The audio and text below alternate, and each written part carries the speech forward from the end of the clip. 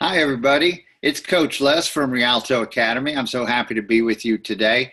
We're going to have a coaching moment and have a chat with one of our great coaches, Mike Horwitz, Coach Mike Horwitz of Rialto Academy, and find out how's it going with him this week and what's been on his mind. Hey, Mike. Hey, Les, it's great to be here with you today. Thanks for having me. Cool.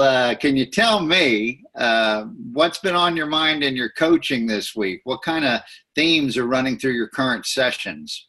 Well, Les, I think that what we are spending most of our time on now is really embedding the right behaviors. That we've been spending time on the activities and trying to understand clearly what those activities should be.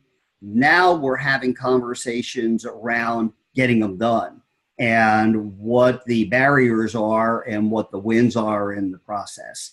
We're kind of in that place now, ending the first quarter of the year. So we want to make sure we're on track to accomplish our goals for the year.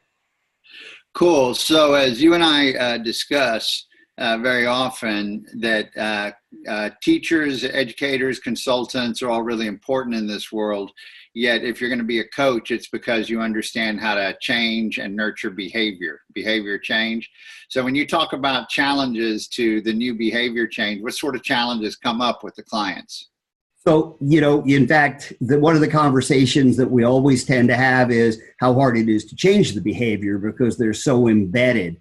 And finding the key to what's truly important to the clients I'm working with and asking really great questions and helping them to understand how to build the process in terms of farming to create the right atmosphere, the right techniques, teaching them how to fish to get the right bait out there, and then teaching them how to hunt and giving them that skill set so that they learn how to do it rather than trying to rely on me as a coach to create the results. And I think that's one of the areas that we've been having some really good wins on, some great ahas with some of the people that I've been working with.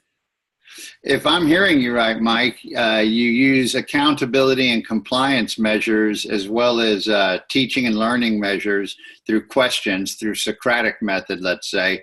You're using accountability and compliance measures to get them into behavior.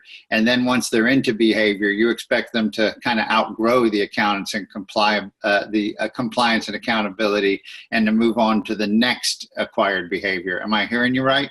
Oh, that's absolutely correct. That with this process that we're engaged in, once we get the baseline done, then it's not as useful in my time to have to go back and do the accountability. We focus more on mindset, on getting the right behaviors, and then really creating transformation in the process so that the accountability kind of happens all by itself.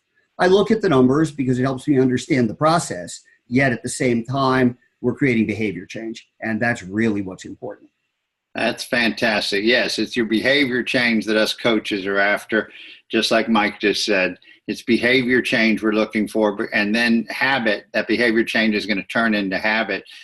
Mike, you and I spent more time studying habit than most of the coaches in the world. Is that coming into play in cementing down this behavior? Oh, very much so. Because when we look at that, really the habits are the routines that we do every single day.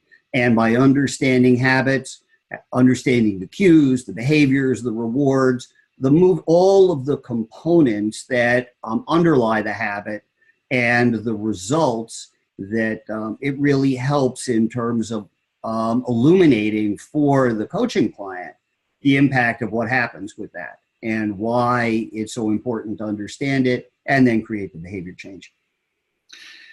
Excellent. Yeah, we rise to the level of our systems, and our systems are 50% driven by habit.